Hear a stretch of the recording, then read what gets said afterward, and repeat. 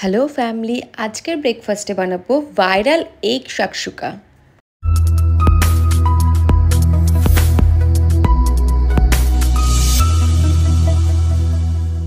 আমার মতো যারা টার্কিশ ড্রামা প্রেমী তাদের জন্য কিন্তু বেস্ট ব্রেকফাস্ট।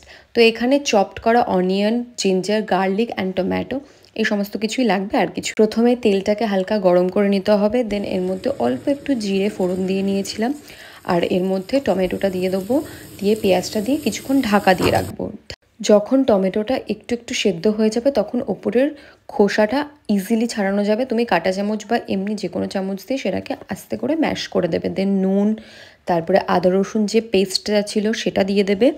এর সাথে গোলমরিচের গুঁড়ো, অল্প একটু চিলি ফ্লেক্স, অরিগানো, শাহি গরম মশলা দিয়ে ভালো করে কুক করলে একটু অল্প অল্প তেল ছাড়বে। দেন দুটো ডিম ফাটিয়ে দিয়ে দেবে, আর ওপর থেকে chilli flakes, black pepper, oregano আর একটু চিজ দিয়ে দেবে। তোমাদের যদি মনে হয় তোমরা চাইলে এখানে ধনেপাতা বা স্প্রিং অনিয়নও অ্যাড করতে পারো, আমার কাছে অ্যাভেলেবেল ছিল না তাই দিইনি। এটা কিন্তু ভীষণই ভাইরাল একটা রেসিপি, খেতে তো অসাধারণ।